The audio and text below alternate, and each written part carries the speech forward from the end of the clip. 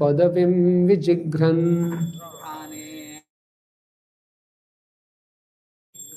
क्रोडापदेशा स्वयं ध्वरांगा। श्री श्री राधा माधव जी की जय। कराल दृष्टो अप्य कराल द्रग्भ्या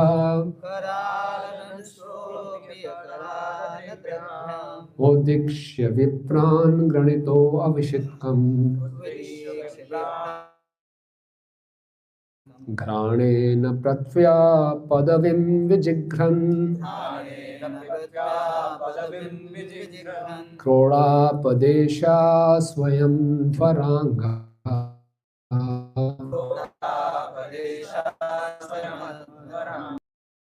अप्यकराल दृग्भ्या मुदीक्ष्य विप्रान् गृणतो अविषिक्तम् घ्राणेन प्रत्व्या पदवीं विजघ्रन् क्रोडापदेशा स्वयं ध्वरांगा। कराल दृष्टो अप्यकराल दृग्भ्याम् उदीक्ष्य विप्रान् गृणतो अविषिक्तम्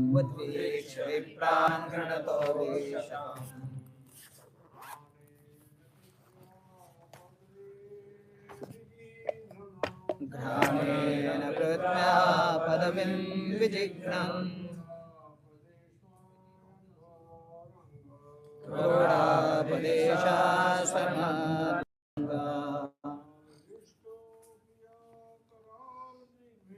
करालदंष्ट्रोऽप्यकरालदृग्भ्या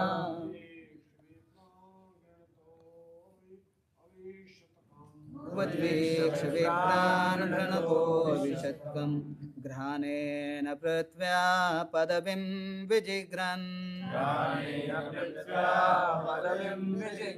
क्रोडापदेशा स्वयमध्वरांगा। करालदंष्ट्रोऽप्यकरालदृग्भ्या उद्वेक्ष्य विप्रान् गृणतो विषत्कम्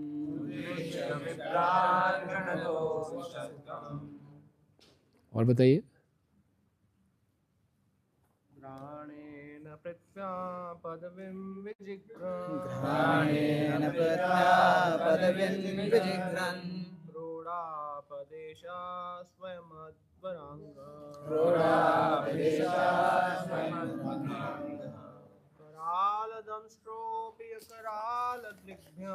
करालदंष्ट्रोऽप्यकरालदृग्भ्या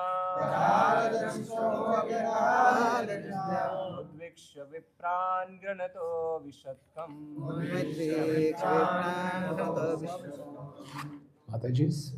घ्राणेन पृथ्व्या पदवीं विजिघ्रन् घ्राणेन पृथ्व्या पदवीं विजिघ्रन् क्रोडापदेशा स्वयमध्वरांगः।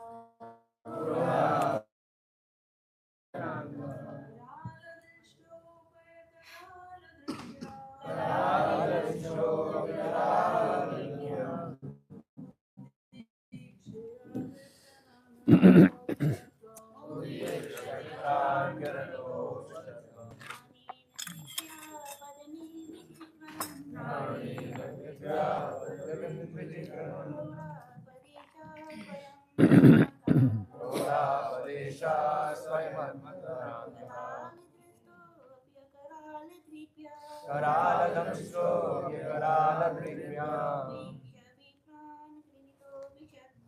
उद्वीक्ष्य विप्रान् गृणतो विषत्कम्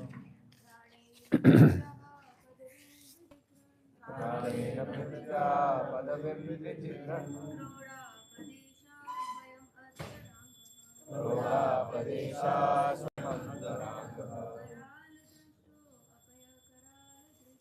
करालदंशोऽप्यकरालदृग्भ्याम् उद्देश्य विप्रान् गणतोऽभिषक्तम्। धन्यवाद एवं तात्पर्य इसे भक्ति वेदांत स्वामी श्री प्रभुपाद जी के द्वारा श्री प्रभुपाद की जय। घ्राणेन सूंघने से पृथव्या पृथ्वी की पदवीं स्थिति विजिघ्रन पृथ्वी की खोज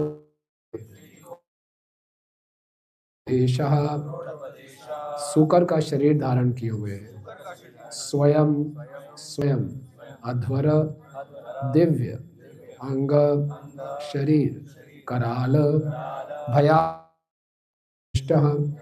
दांत दाढ़े अपि के बावजूद अकराल भयावना नहीं दृग्भ्याम अपनी चितवन से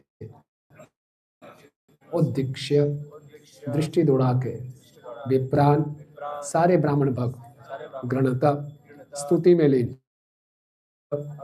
प्रवेश दिया कम जल में। अनुवाद मेरे पीछे दोहराइए। वे साक्षात परम प्रभु श्री विष्णु थे, अतएव दिव्य थे। फिर भी सूकर का शरीर होने से उन्होंने पृथ्वी को उसकी गंध से खोज निकाला। उनकी दाढ़ें उन्होंने स्तुति करने में व्यस्त भक्त ब्राह्मणों पर अपनी दृष्टि दौड़ाई कि यद्यपि सूकर का शरीर भौतिक होता है, किंतु श्री भगवान का सूकर रूप भौतिकता से कल्मशग्रस्त नहीं था। किसी पार्थिव सूकर के लिए संभव नहीं है कि वैसा विराट रूप धारण कर सके जो सत्यलोक से लेकर पूरे आकाश में फैला हो। उनका शरीर सभी परिस्थितियों में रूप धारण करना उनकी लीला मात्र है। उनका शरीर संपूर्ण वेद है या दिव्य है, किंतु चूंकि उन्होंने सूकर का रूप धारण किया था, अतः वे सूकर की तरह सूंघ कर पृथ्वी की खोज करने लगे। श्री भगवान पूरी तरह से निभा सकते हैं।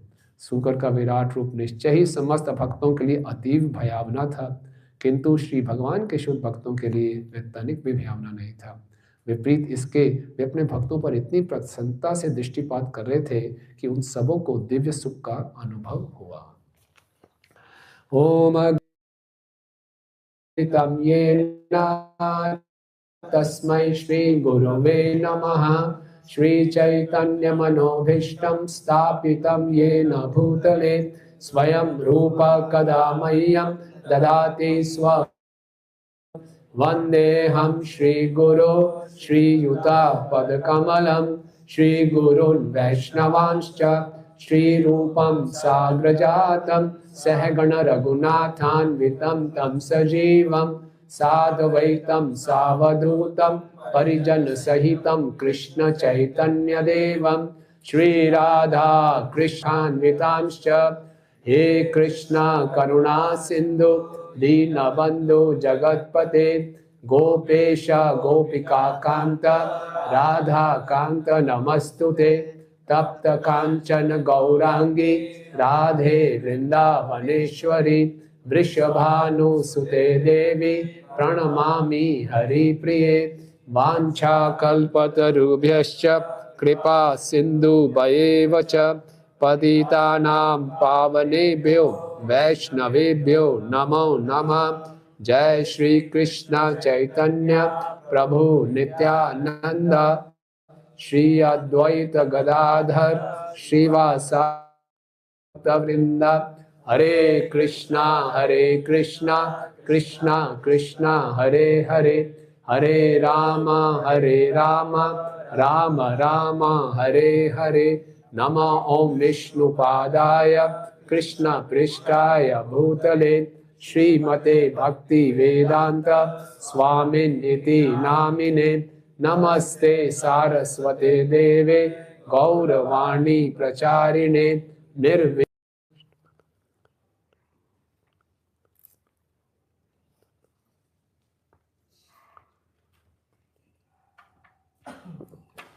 हरे कृष्णा। तो आप सब भक्तों का हार्दिक स्वागत है। तो उनके अनंत अवतार हैं। जैसे बताया जाता है समुद्र में लहरें प्रकट होती हैं, ऐसे भगवान के अवतार हैं। रामादि मूर्ति शुक्ला निमेन तिष्ठे नानावतार मकरोद पुण्येषु कृष्णा स्वयं संभवत परम पुमानी गोविंदमादि पुरुषम तमाम भजामि। राम, नरसिंह, वराह, कितने ही अवतार हैं। और फिर भी मूर्ख जो नास्तिक लोग हैं वो शंका तो में भगवान है, डज गॉड रियली एग्जिस्ट, भगवान के तो कई अवतार हैं। तो वो लोग सोचते हैं कि ये सब कहानियां हैं, इमेजिनेशन है। तो आप किसी को कुछ मानना चाहते हो तो अपना कोई मनुष्य का रूप उन पर थोप दो, इसको बड़ा सोफिस्टिकेटेड टर्म थोप दो, जूमॉर्फिज्म, है ना। तो आप लोग एक सुअर को भगवान मानते हो, हद होती है। मतलब कि एक सुअर को जिसको देखना भी कोई नहीं चाहता उसकी आप पूजा करते हो। मतलब कि क्या कहें, इतने आप पिछड़े लोग हो, ऐसा उनका मानना है। हमारे आंदोलन के प्रारंभ में उन्होंने इस्कॉन पे केस कर दिया था कि ये लोग ब्रेन वॉश कर देते हैं, भगवान के लिए पागल बना देते हैं सबको। तो पेरेंट्स ने केस किया डी प्रोग्राम्स के लिए, उनको डी प्रोग्राम किया जाएगा। तो कोर्ट में जब केस गया तो अपोजिशन के वकील ने हमारे मंदिर में आके नरसिंह भगवान की फ़ोटो खींच ली। तो माय लॉर्ड, ये इनके भगवान है। देखिए अब क्या इनका स्तर है ना, किसको पूछते हैं ये लोग। अब क्या लोग जो भगवान इतने हम सबके सुहृद हैं और तरह तरह की लीलाएं करते हैं हमें आनंद देने के लिए, उसको वो लोग उस आनंद से वंचित हैं। फिर भी भगवान उनको बुद्धि देते हैं कि ठीक है, आप नास्तिक बनना चाहते हो, नास्तिक बने रहो। तो यहाँ श्रीला प्रभुपाद जी बता रहे हैं कि भगवान लेक्चर, तो प्रभुपाद जी कहते हैं कि भगवान ने जो शुक्र का रूप धारण किया ये कर्मों के फल से हिसाब से नहीं है, उन पर थोपा नहीं गया ये शरीर, और उनको कोई दुख नहीं हो रहा था। नहीं, संभवामी आत्म माया, अंतरंगा शक्ति में रहते हैं। और जैसे कि ये हमारे सनातन धर्म की संपन्नता है, रिचनेस है, गहराई है कि इतने अवतार हैं। एक बार बाकी सब धर्मों में ये नहीं मिलता। ऐरावत प्रभु को जानते हैं आप? हमारे ऐरावत प्रभु इस्कॉन के बहुत वरिष्ठ भक्त हैं। वो इस्लाम में धर्म के थे और धर्म का पालन करते थे इस्लाम का। तो एक बारी उन्होंने अपने हर जगह है तो उसने पूछा, अच्छे वो जिज्ञासु थे, बोले खुदा मल में भी होता है क्या? Does God exist in stool also? इतना गुस्सा आ गया मौलवी को, नास्तिक का फिर कहीं का भाग जाओ। उसको उत्तर नहीं मिला, उसका प्रश्न था, मजाक नहीं कर रहा था, क्या सब जगह भगवान है तो क्या मल में भी भगवान है क्या? तो उसको निकाल दिया बाहर। तो वो भी बड़े हताश हो गए कि अब ठीक है। अक्सर लोग हम देखते हैं कि धर्म से इसलिए हताश हो जाते हैं कि उनके प्रश्नों का उत्तर नहीं मिलता।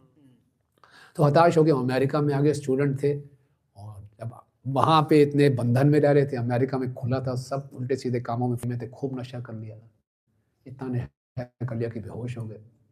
तो बाकी लोगों ने क्या किया, उनको कहाँ डाले, कहीं एक स्टोर था, गोडाउन था, वहाँ डाल दिया और चले गए सब। और पड़े रहे, पता नहीं कब तक पड़े रहे नशे में। जब उनकी आंख खुली तो सूर्य प्रकट हो रहा था और जो शटर होता है पूरा बंद था, थोड़ा सा खुला हुआ था, थोड़ा सा प्रकाश आ रहा था। मुश्किल से खोली, बड़े नशे में थे, बहुत सिरदर्द हो रहा था, देखिए है क्या। तो पुस्तक उठाई, उसमें लिखा हुआ था God is everywhere even in the stool. और देखा तो बहुत ही बैक टू गॉडहेड मैगजीन। उनको उत्तर मिल गया, अरे क्या बात है, मैं यही तो मेरा प्रश्न था। देखिए भगवान कितने कृपालु हैं, उसका यही प्रश्न था, क्या भगवान मल में होते हैं? बोले हाँ, भगवान मल में भी होते हैं। और बैक टू गॉडहेड मैगजीन, तो फटाफट पीछे देखा तो दर्शनार्थी थी, भागने की तैयारी कर रहे थे। पूछा उनसे, क्या भगवान मल में है? बोले क्या बात कर रहे हो, सुबह कौन व्यक्ति आया हमारे मंदिर में, कोई आए पूछे, प्रश्न पूछे क्या भगवान मल में होते हैं? कैसा लगेगा? लगा पागल है, दिखने में भी ऐसा लग रहा था। चलो चलो मंदिर। तो इतने प्रभावित हो गए, इतने सुंदर भगवान, इतना सुंदर वातावरण, और फिर बहुत से भक्त बने। और अभी अरब देशों में वो इस्लाम और कृष्ण कॉन्शियसनेस को मिलाते हैं, लोगों को प्रचार करते हैं। तो ये हमारे सनातन धर्म की विशेषता है कि सनातन धर्म वास्तविक धर्म है कि भगवान अपने भक्तों में कुछ भी कर सकते हैं। एक बार अकबर ने बीरबल से कहा, भैया तुम्हारे जो मजहब में हद होती है, बात बात पे भगवान नीचे आ जाते हैं। हमारे तो एक ही खुदा है, हमारे तो एक हैं और आपके बहुत हैं, और पता नहीं बार बार नीचे आ जाते हैं, ये थोड़ी मतलब होता है। तो बीरबल बड़ा बुद्धिमान व्यक्ति थे। बीरबल एक्सपीरियंशियल लर्निंग कराते थे अनुभव से। तो बीरबल उस समय चुप रहे, मौका आने पे बात करेंगे। तो अकबर का बेटा हुआ तो बड़ा जश्न मनाया गया, खूब जश्न मनाया जा रहा था यमुना के तट पे। अकबर बहुत ऊंचे सिंहासन पे बैठा था। बीरबल बोले आज अच्छा मौका है। तो बीरबल ने जो उसकी आया थी, जो बच्चे को देखभाल करती थी, उसको दिया। बोले कि ये जो बच्चे की जगह ये उसको कोई डॉल दे दे, ऐसे सफ़ेद से कपड़े में लपेट के डॉल को ऐसे ऐसे करना है। तो ठीक है, उसने ऐसे करना शुरू कर दिया। अकबर ऊपर सिंहासन पे बैठा है, खूब नाच गाना चल रहा है, और वो जो आया है एकदम यमुना के किनारे पे बैठी है, बच्चे को यूं कर रही है। अकबर बड़ा खुश था। ऐसे करते करते उसने उस बच्चे को यमुना में फेंक दिया। अकबर से सहन नहीं हुआ। अब क्या आया, रास्ते में गिर रहा है, उसका मुकुट गिर रहा है, सारे कपड़े उतर हो गए। तुरंत यमुना में कूद गया और तैर करके उसको बाहर निकाला। अरे ये तो मेरा बेटा ही नहीं, ये तो गुड्डा है।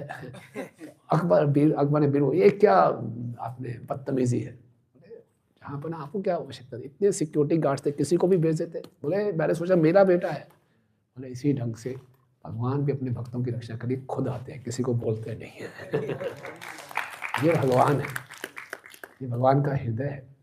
तो हम देखेंगे यहाँ पर भगवान किन परिस्थितियों में प्रकट हुए। और हम ऐसे नहीं हैं कि सेंटिमेंटल हैं, भावुक लोग हैं, किसी को भी भगवान मान लें। और उसका आकार था, बताया गया है कि अंगूठे के अग्रभाग जितना वो शुदा या बढ़ता गया, इतना बड़ा आकार हो गया कि पूरे आकाश में छा गए। तो ब्रह्मा जी हैरान हो गए। 84 लाख योनियों की मैं कई बार रचना कर चुका हूँ, ये तो उसमें नहीं आते। और उनका साइज इतना बढ़ता ही जा रहा है। तो सारे सेजेस, ऋषि मुनि सब इकट्ठे हो गए, सब आपस में तर्क वितर्क कर रहे हैं, ये कौन हो सकते हैं। ये विष्णु होंगे।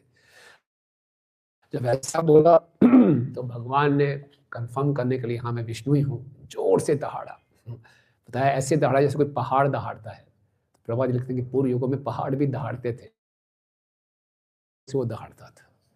तो इतने जोर से दहाड़ा, तो बाकी सबके लिए हो सकता है असुरों के लिए बड़ा भय उत्पन्न करने वाला हो, लेकिन सारे ब्रह्मा जी और सारे ऋषि मुनि बहुत प्रसन्न हो गए।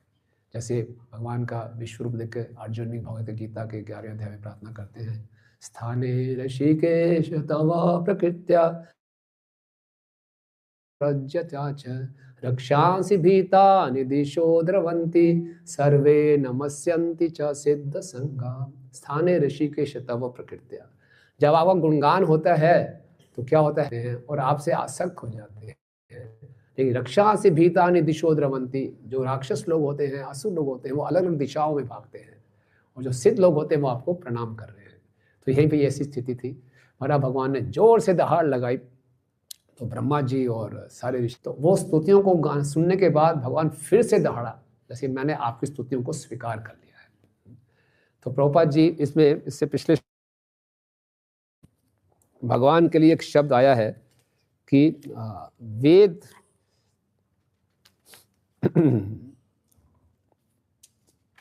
बताया गया भगवान का जो शायद वेद वेतान मूर्ति, जय श्री राधा माधव जी की जय, श्री कौन निताई। भगवान वेदों के मूर्तिमान रूप है। तो आज हमें आचार्यगण समझाते हैं कि कैसे भगवान वेदों के मूर्तिमान रूप हैं। भगवान के श्वास से वेद निकलते हैं। ब्रह्मा जी ने जब श्वास लिया, मूर्ति है, वेदों के मूर्तिमान रूप। और जो भगवान है वो पूर्ण रूप से ये पूरी माया से परे हैं, मतलब कि भौतिक प्रकृति से परे हैं, और इनका एक दिव्य देह है। तो इस प्रकार से भगवान का बहुत बड़ा आकार हो गया। कहा कि अब कहाँ पृथ्वी है, तो पूरा जब आकार किया, अपनी पूंछ को हिलाया, तो सारे बादल इधर उधर हो गए, और पूरे इस विशाल आकार के साथ भगवान ने गर्भोदक सागर लांग मारी। इतना बड़ा पहाड़ है, समझ लीजिए। वो जब समुद्र में गिरा तो बताया गया कि समुद्र के भी 2 भाग हो गए ना, इतनी जोरों से लहरें उठी जैसे समुद्र देव अपनी दोनों बाजू उठा के बोल रहे बचा लो मुझे मत ऐसा। तो इस प्रकार से ये हुआ। तो वहाँ पे अब ये वर्णन आता है 13वें स्कंद में, 13वें अध्याय में। अब भगवान ने हिरण्याक्ष का वध किया और एक नील भरा। तो श्वेत वराह जो प्रकट हुए वो ब्रह्मा जी के दिन के पहले मनु में हुए, स्वयंभू मनु के समय। और जो छठे अक्षुण मनु के समय ही हिरण्यकश्यप और हिरण्याक्ष थे, दिति के पति। और क्योंकि दक्ष की पुत्री थी, दक्ष ने जो प्रजा की रचना शुरू की छठे मनवंतर से ही शुरू की। तो तभी हिरण्यक्ष और हिरण्यकश्यप क्या थे आप समझते हैं, वो जय और विजय थे। 4 कुमारों से उनको श्राप मिला और दिति के घर में आते हैं। दिति गलत समय में कश्यप उन्हीं को इच्छा है कि वीर रस का करना है। भगवान वैकुंठ में हैं और उनके द्वार पर जय विजय है, बीच बीच उनका गुणगान करते रहते हैं। बड़ा बोरिंग है भगवान के लिए। भगवान कुछ एक्शन चाहते हैं, आनंद में रसराज है होती रहती है, लेकिन अब मुझे कुछ एक्शन चाहिए। गोलोक धाम में तो भगवान रोज कुश्ती लड़ते रहते हैं, हारते भी हैं श्रीधाम इत्यादि से। अब यहाँ पे किससे कुश्ती लड़ेंगे, किससे लड़ाई लड़ेंगे? तो अपने ही लीला रची गई कि 4 कुमार आए, 6 द्वार पार कर लिए, 7वें द्वार पे रोक दिया कि नंगे बच्चों कैसे जाने देंगे, हमारे मंदिर में कोई नंगे बच्चे घुस रहे हो। तो वैकुंठ में तो वो जो 4 कुमार उनको भी गुस्सा आ गया, तुम लोग वैकुंठ में रहने लायक ही नहीं हो, तुम शारीरिक दृष्टि से देख रहे हो। तो 4 कुमार भी आत्मसंयमी थे, उन्होंने उनको मुझे भी कैसे किसी जो वैकुंठ में आ गया 6 द्वार पार कर लिए, वो साधारण जीव तो हो ही नहीं सकता, क्यों उन्होंने रोका? ये सब भगवान की लीला थी, उनको ऐसा प्रेरित किया। और फिर भगवान ने ऐसे अरेंजमेंट किए। तो फिर दिति के मन में भी ये दिया समय में संग करने की प्रेरणा दी, और कश्यप मुनि उनको मना भी कर रहे थे, लेकिन फिर भी उन्होंने संग किया। बता रहे थे कि संध्या के समय उन्होंने उनका संग किया। तो बताया इस समय शिव जी अपने अनुचरों के साथ घूम रहे होते हैं। तो फिर क्या हुआ? बोले अब 2 महान असुर तुम्हारे गर्भ में आ गए हैं, इतने महान असुर होंगे जिनका वध स्वयं विष्णु करेंगे। तो ये सुनकर दिति को विष्णु करेंगे, उनका वध किसी ब्राह्मण के श्राप से नहीं होगा। तो दिति इतनी डरी हुई थी, 100 वर्षों तक उसने गर्भ को धारण करके रखा। और 100 वर्ष के बाद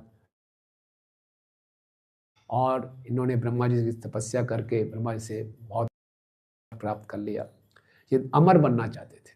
ये आसुरी मानसिकता है कि आसुर लोग, नास्तिक लोग अमर बनना चाहते हैं, जबकि भगवान बता रहे हैं आप सबको अमर बनना चाहिए, आप अमर ही हो, आत्मा अमर ही है। कैसे इस संसार से निकलेंगे? जन्म कर्म च मे दिव्यम एवं यम वेति तत्पता त्यक्त्वा देहं पुनर्जन्म नेति मामेति से अर्जुना। अमर बनने की इच्छा गलत, भगवान की लीलाओं को, भगवान के जन्म कर्म को दिव्य मान के, लेकिन भगवान जन्म के कर्म को नकार के वो अमर बनना चाहते हैं। तो इस प्रकार से हिरण्याक्ष बहुत शक्तिशाली था, पूरे ब्रह्मांड में उसने आतंक मचा दिया। उसकी अपनी गदा को लेकर, हिरण्याक्ष का अर्थ होता है, हिरण्य का मतलब होता है सोना, अक्ष का मतलब जो सोने को ढूंढ रहा है, या कि दूसरे के सोने पे जिसकी नजर है। 1000 वर्ष तक घूमता रहा, कोई नहीं मिला। तो वरुण देव जी के पास चला गया, उनकी नगरी थी विभावरी, वहां चला गया। और वरुण देव जी मुझे युद्ध की भिक्षा दीजिए। वरुण जी को बहुत क्रोध आया। तो वरुण जी ने बोला देखो मैंने तो संन्यास ले लिया, बूढ़ा हो गया, लेकिन तुम्हारा लिए एक व्यक्ति है जो तुम्हें मजा चखाएगा, वो है विष्णु। कहते हाँ कहाँ मिलेंगे? बहुत जल्दी मिल जाएंगे। और इतने घमंड में था, जैसे घमंड में अंधा हुआ पड़ा था, उसको एक बातें सुनाई नहीं देती थी। हिरण्याक्ष को पूरा विश्वास था कि मुझसे ज्यादा कोई शक्तिशाली हो ही नहीं सकता। बोले ये सब बहुत बेकार की बात है, ठीक है। अब वो ढूंढे विष्णु कहाँ है, तो ढूंढ रहा था। तो नारद मुनि आगे बढ़ाते हैं, बताया अभी जाइए गर्भोदक सागर में विष्णु है, वहाँ पे जाइए। वो पृथ्वी को ऊपर उठाने का प्रयास कर रहे हैं, और पृथ्वी को तो मैंने दबाया था नीचे। तो फिर वो जाते हैं और वहाँ देखते हैं बहुत, तो असुर लोग कहाँ पहचान पाएंगे भगवान को। उसने सोचा कि जैसे मेरा विशाल रूप है वैसे बड़ा कोई पशु है, तो गालियां देने लगे भगवान को। तुम क्यों, ये पृथ्वी हमारी है, हमने इसको यहाँ रसातल में लाए हैं, तुम क्यों उसको उठा कर ले जा रहे हो, ये हमारे भोग के लिए है। और खूब गालियां दी भगवान को। और भगवान ने क्या किया? भगवान चुपचाप उस पृथ्वी को ऊपर उठा रहे थे। तो हालांकि भगवान ने जब उनकी गालियां सुनी, भगवान भी एक व्यक्ति है। इस बात को हमें भी समझना चाहिए कि भगवान एक व्यक्ति है। अगर हम मान लें कि भगवान एक व्यक्ति है तो उसे इसका क्या फिर आगे क्या क्या इससे निकलेगा, कंक्लूजन क्या निकलेगा कि भगवान एक व्यक्ति है, तो फिर हाँ उनकी कुछ फीलिंग्स हैं, उनकी कुछ इच्छाएं हैं, और फिर क्या निकलेगा, उनकी फीलिंग्स हैं, इच्छाएं हैं, इमोशंस हैं, फिर तो उनसे हम संबंध स्थापित कर सकते हैं। इसको हमेशा याद दिलाते रहना चाहिए। और जैसे हम एक व्यक्ति हैं, हमारी फीलिंग्स हैं, कोई हमें आगे अच्छा बोले, हमारी प्रशंसा करे, हमें अच्छा लगता है। कोई हमें गालियां दे तो कैसा लगता है, अच्छा नहीं लगता, है ना। हालांकि भगवान गीता में कहते हैं हमें संभाव होना चाहिए, मैं तो करुण निर्ममो निरहंकार सम दुखा सुखा क्षमी। तो एक बारी गुरु महाराज लुधियाना में लेक्चर दे रहे थे, तो बाद में एक यूथ फोरम के लड़के ने प्रश्न पूछा कि भक्त का में कोई कुछ भी बोल दे चुप रहेगा क्या? नहीं, हमें भी कोई बोलता है, संभाव होने का मतलब यह है कि हम उन इमोशंस में बहते नहीं हैं, लेकिन इमोशंस तो जनरेट होते ही हैं। अर्जुन को भगवान ने पूरी गीता का उपदेश दिया, और जब अभिमन्यु की मृत्यु हुई सेवा में, तो कोई हमारी प्रशंसा करेगा, हमें अच्छा लगेगा, कोई हमारी अपमान करेगा, हमें दुख होगा, लेकिन एक भक्त होता है इसमें बहेगा नहीं। अपने भगवान को उसने बहुत कटु वचन बोले, गालियां दी, तो भगवान सहते रहे। भगवान ने क्यों सहा? प्रभुपाद जी कहते हैं कि भगवान बड़े ड्यूटीफुल थे, अपना कर्तव्य कर रहे थे कि पहले मैं इस पृथ्वी को बचा लूं। क्यों? ब्रह्मा जी बहुत चिंता में थे, तो उनकी चिंता दूर कर दो। मैं यहाँ लड़ाई झगड़ा करने लगूँ, इनसे युद्ध करूँ, तो सब बड़े चिंतित हो जाएंगे कि हमारे पृथ्वी का क्या हुआ। आपने अवतार लिया पृथ्वी को बचाने के लिए, पर इसको तो बचाइए। तो भगवान ने क्या किया, बड़े प्रेम से उस पृथ्वी को उठाया। जैसे कि दशावतार स्तोत्र में जयदेव गोस्वामी जी बताते हैं,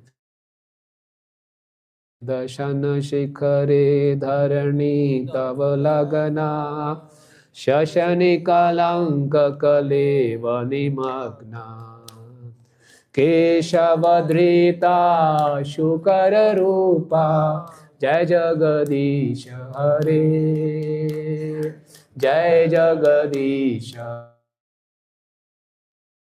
जय जगदीश हरे। भगवान केशव की जय हो, जो शूकर के रूप में प्रकट हुए।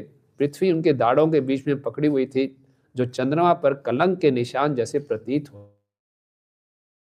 धरणी तब लगना शशनि कलंक कलेव निमग्ना। और ऐसे बता रहे थे कि जैसे कोई हाथी ने कमल के फूल को पकड़ा हो, ऐसे लग रहे थे। या फिर ऐसे लग रहे थे कि जैसे किसी पर्वत के ऊपर बादल हो। पर्वत के ऊपर जब बादल होता है तो पर्वत और सुंदर लगता है। पर्वत रूपी वराह भगवान के ऊपर एक बादल की तरह लग रही थी। तो पृथ्वी की भी सुंदरता बढ़ रही थी, और पर्वत भी सुंदर लगता है, बादल भी सुंदर लगता है। तो इस प्रकार से बड़े प्रेम से भगवान ने उस पर उसको उठाया।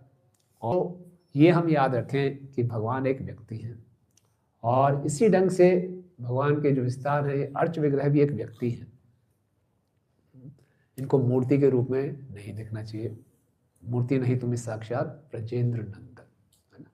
और इसी ढंग से हरे कृष्णा कृष्णा कृष्णा हरे हरे, हरे राम राम राम हरे हरे। ये कोई भौतिक शब्द ध्वनि नहीं है। कली काले नाम रूपी कृष्ण अवतार, ये अवतार है, भगवान के अवतार हैं। तो जैसा हम हरिनाम के साथ व्यवहार करेंगे, हरिनाम भी हमारे साथ वैसा व्यवहार करेगा।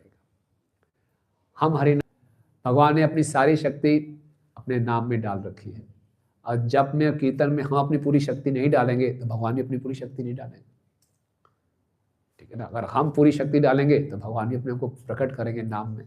भगवान बाध्य नहीं है कि नाम में प्रकट होना ही होना है। भगवान बाध्य नहीं है होना है।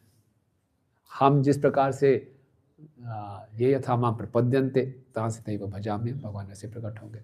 इसी प्रकार श्रीमद् भागवतम भी भगवान का ही अवतार है, साहित्यिक अवतार है।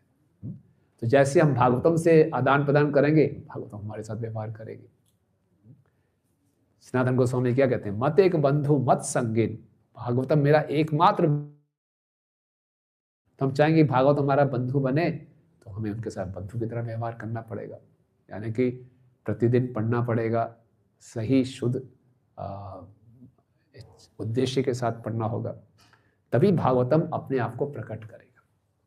किसी से हम मित्रता करना चाहते हैं तो कम से कम उसे रोज मिलना पड़ेगा, ज़्यादा से ज़्यादा मिलना पड़ेगा।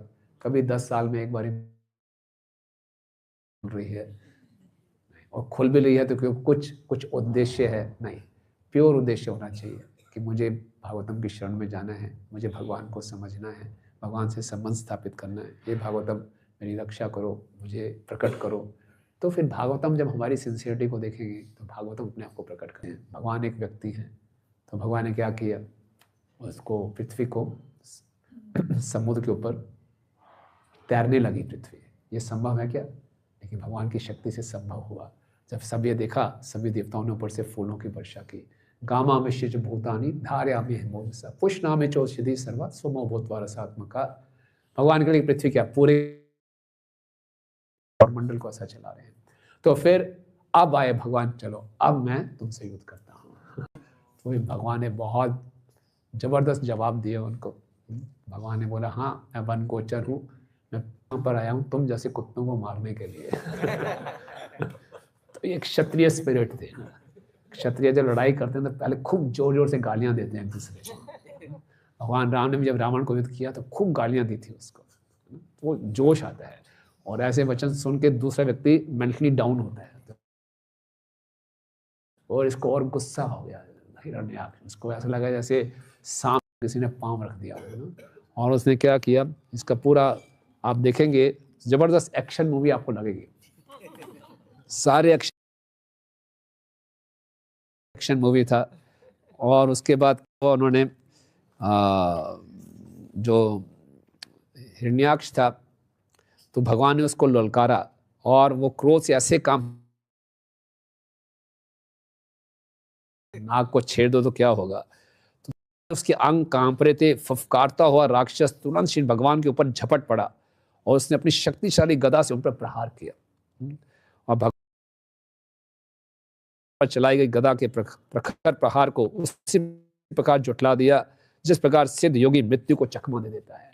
तो उसने अपनी गदा का प्रहार किया, भगवान ने उसको पीछे हो गए और फिर भगवान ने अपना हपटे और क्रोध के कारण वो अपने होठ चबा रहा था। राक्षस ने फिर अपनी गदा उठाई और उससे बारंबार घुमाने लगा। तब भगवान ने अपनी गदा से शत्रु के दाहिनी बाहों पर प्रहार किया, किंतु वह असुर युद्ध में कुशल था। हे भद्र विदुर, उसने गदा की चाल से अपने आप को बचा लिया।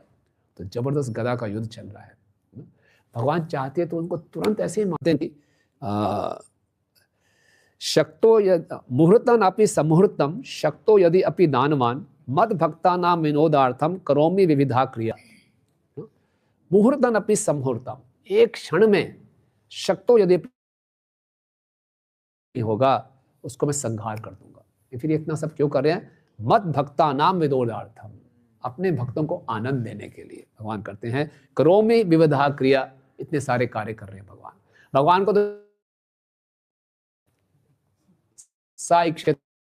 दृष्टिपात करते शुरू हो जाती है, इच्छा करते पृथ्वी ऊपर आ जाती है। इसमें क्या है ना? इच्छा करते हिरण्याक्ष का हार्ट फेल हो जाता, खत्म। क्या था, लेकिन भगवान को आनंद देना था। और फिर हम सब सुन रहे हैं, हमें कितना आनंद आ रहा है। और यही हम सुनेंगे तो मैत्रेय मुनि बाद में वो जो इसको ध्यान से श्रद्धा से सुनेगा वो जन्म मृत्यु के चक्कर से मुक्त हो जाएगा। बस यही सुनना है और कुछ नहीं। अगर ये नहीं सुनेंगे तो हॉलीवुड बॉलीवुड की मूवीज देखेंगे, सब काल्पनिक है, ये वास्तविक हीरो है हमारे। तो जबरदस्त युद्ध चल रहा है। इस प्रकार असुर हिरण्याक्ष तथा भगवान श्री हरि के बीच एक दूसरे को जीतने की इच्छा से क्रुद्ध होकर अपनी अपनी विशाल गदाओं से एक दूसरे पर प्रहार कर रहे हैं। उस खून की सुगंध आ रही है, उससे उनका और क्रोध बढ़ रहा है। ऐसा बताया जा रहा है कि दोनों इस प्रकार से लड़ रहे थे जैसे दो बैल एक गाय के संग के लिए लड़ रहे हो। और फिर क्या हुआ, तो सभी देवतागण ब्रह्मा जी सब इकट्ठे हो गए वहां पे। थी मैंने इसको वरदान दिया है, इसने सबको तंग किया है, देवताओं को, ब्राह्मणों को, गायों को, निर्देश व्यक्तियों को। तो कृपया करके अब आप क्या कीजिए, इसको मार दीजिए। अभी क्या है, अच्छा टाइम चल रहेगी, ये जो दुष्ट है और शक्तिशाली हो जाएगा। तो अभी अभिजीत मुहूर्त चल रहा है, इसको आप मार दीजिए। तो भगवान ने मुस्कुराए ब्रह्मा जी प्रेमवश बोल रहे थे, ऐसे मुस्कुराए, है ना। लेकिन फिर भगवान ने अभी और युद्ध लड़ना था, ये दोपहर के समय बोले, लेकिन भगवान 5-6 घंटे और लड़े। तो थोड़ा क्लाइमेक्स, जैसे हम देखते हैं मूवीज में, देखते हैं हीरो पे संकट आ रहा है, सब बड़े चिंतित हो जाते हैं, तो ऐसे लड़ते लड़ते और भगवान की गदा उनके हाथ से गिर गई, और गदा ऐसे नीचे गिर रही है ना, स्लो मोशन में गिर रही है नीचे, और चमक रही गदा। सारे देवता ओह क्या हो गया, क्या हो गया, हिरण्याक्ष इतना शक्तिशाली हो गया, अब भगवान का क्या होगा। तो ऐसे एकदम सस्पेंस आ गया एकदम। उसके बाद भगवान ने देखा ऊपर, मुस्कुरा के भगवान ने तुरंत सुदर्शन, तो बड़ा उसको हिरण्याक्ष को और क्रोध आ गया, और हिरण्याक्ष अपने अपने भाला लेके आगे बढ़ा, तो भगवान ने अपने सुदर्शन चक्र से उस भाले को काट दिया। उसके बाद उससे फिर दूसरा भाला फेंका, भगवान बिल्कुल अब उसके हाथों में अस्त्र नहीं रहे, तो भगवान ने इसके गदा को उठा के दोबारा इसको दिया, आप ले लो इसको, लेकिन इसका अहंकार था ना। असुर लोग वैसे साथ मुष्टमेट शुरू कर दिया ना, बॉक्सिंग शुरू कर दिया, एक दूसरे को मारने लगे। उसके बाद फिर जब ब्रह्मा जी की चिंता खूब बढ़ती जा रही थी ना, तो उस असुर ने क्या किया कि भगवान को पकड़ने का प्रयास किया कि मैं दबोच दूंगा, नहीं भगवान आ गया, और वो ब्रह्मा जी को बड़ी चिंता बढ़ रही थी, हो क्या रहा है, फिर भगवान ने बड़े प्रेम से ठक से थप्पड़ मार दिया। थोड़ा बिल्कुल कुछ भी नहीं ऐसे। उसकी आंखें बाहर आ गई, एकदम वो नीचे गिरा। उसके जब शरीर छोड़ा, उसने उसके होठ ऐसे दबे हुए थे गुस्से में, लेकिन उसके शरीर से बहुत तेज नहीं। तो फिर ब्रह्मा जी का क्या मृत्यु है इसके, भगवान के हाथों मारा गया, और तभी शरीर से इतनी कांति निकल रही है। तो ये है, येन केन प्रकार कृष्ण का स्पर्श हो जाए हमारा जीवन सफल है ना। सुगंध आ रही थी। इस प्रकार से जैसे भी परिस्थिति हो, उसको अगर हम कृष्ण के संपर्क में आ जाएं, वो परिस्थिति शुभ हो जाती है। हमने क्या किया था, जब भगवान उनके हाथ में नहीं आए थे, तो इस असुर के पास बहुत मायावी शक्ति थी, इसने पूरा माया का जंजाल बना दिया, पूरा अंधकार छा गया, ऊपर से पत्थर बरसने लगे, प्रभुपाद जी ट्रांसलेट करें, मशीशा हो रही थी, पूरा भयानक दृश्य बन गया था। तब के भगवान ने क्या किया, तुरंत अपने सुदर्शन चक्र को बुलाया, जैसे ही सुदर्शन चक्र आया, सारा अंधकार छट गया था। तो वहां प्रभुपाद जी लिखते हैं, जो हमें असली दर्शन कराता है। पहले दृष्टि में सब चीज़ें बहुत भयभीत लग सकती हैं, लेकिन जैसे सुदर्शन के शरण में जाएंगे, सब कुछ स्पष्ट हो जाता है, यथारूप दिखता है। तो हम भक्तों के लिए सुदर्शन है भगवत गीता और भागवतम। इस संसार में बहुत सी चीज़ें हमें उल्टी पुल्टी दिख सकती हैं, लेकिन भागवत की मृत्यु हुई तो मृत्यु को शुभ नहीं माना जाता। लेकिन ब्रह्मा जी भागवतम की दृष्टि से देख रहे हैं कि भगवान के द्वारा मारा गया बहुत शुभ मृत्यु है। परीक्षित महाराज को श्राप मिला, तो वो ही बोलेगा, जी लिख रहे हैं कि परीक्षित महाराज को श्राप के रूप में आशीर्वाद प्राप्त हुआ, सुखदेव गोस्वामी से भागवतम सुनने को मिली, भागवतम का उदय हुआ। तो इसीलिए इस संसार में जो भी सुदर्शन है, कई बार हम बहुत भ्रमित हो जाते हैं, मुश्किल परिस्थितियों में फंस जाते हैं, लेकिन उस समय गुरु साधु शास्त्र की दृष्टि से देखेंगे, वो हमारे लिए सुदर्शन है, तो वास्तविकता को देख पाएंगे। ऐसी मृत्यु प्राप्त हुई है, भगवान के हाथों से इसका वध हुआ। तो इस प्रकार से आज मेरा भगवान का प्राकट्य दिवस है, तो हम मेरा भगवान से प्रार्थना कर सकते हैं कि हमारा भी उद्धार करो। श्रीला प्रभुपाद जी और भक्ति शास्त्री ठाकुर महाराज बोलते हैं कि इसमें से एक भी जीवात्मा को मुक्त कराना बहुत कठिन है। और भक्ति शास्त्री ठाकुर महाराज ने बोला कि अगर एक जीवात्मा को भी मैंने शुद्ध भक्त बना दिया, तो मेरा पूरा मिशन सफल है। तो हम भी इस रसातल, इच्छा नहीं है भगवत धाम जाने की, भगवान की बहुत तीव्र इच्छा है। हम बहुत जिद करके बैठे हैं, रहना है तो यही रहना है, यही इसी स्थान को सुखी बनाएंगे, लेकिन भगवान बहुत आतुर है, इसलिए भगवान समय समय पर नई नई स्कीम्स निकालते रहते हैं।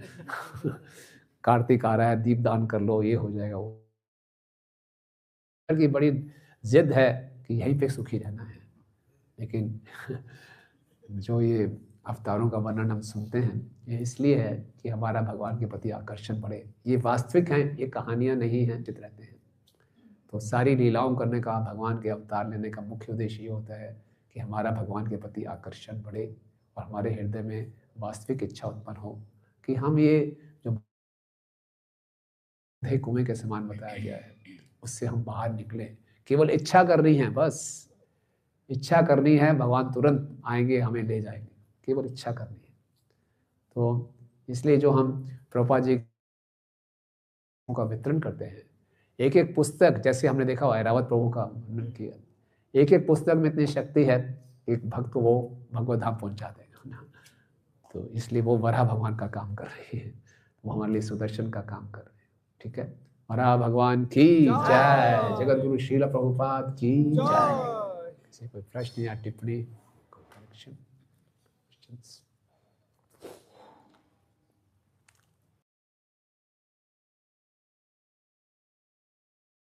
मूवी की तरह आपने थ्रिल करके एक्सपीरियंस दे दिया।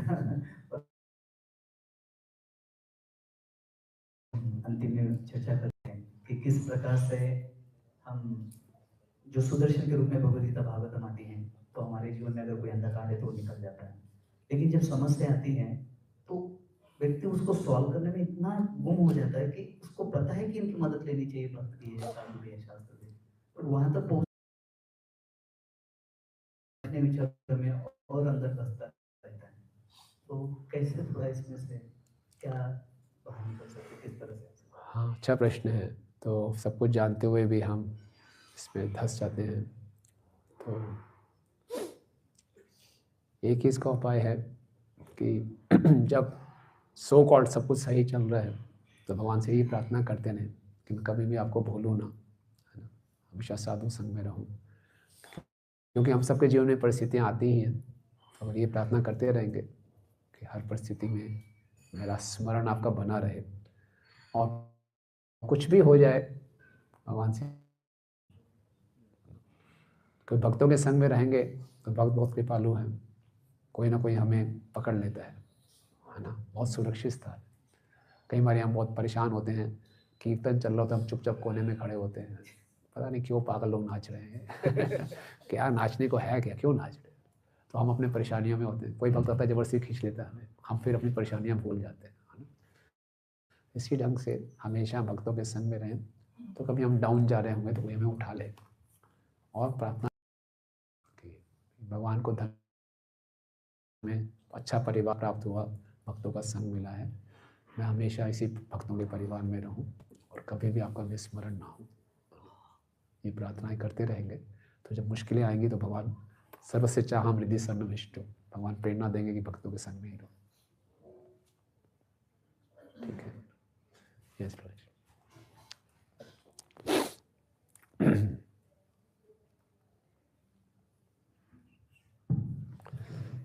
जैसे इनिशियली जब भगवान के धाम के बारे में सुनते हैं तो बड़ा कैप्टिवेटिंग लगा था, तब सेशन डिवाइस के लगाए थे, बट ग्रेजुअली काफ़ी बार सुन चुके हैं और ये भी पता है कि श्रवण से ही और अट्रैक्शन आएगा, बट वो श्रवण की क्वालिटी बहुत गिर चुकी है, तो वापस कैसे श्रवण को ऑर्गेनाइज करें, क्वालिटी पे वर्क करें, फिर कैप्टिवेटिंग लगे।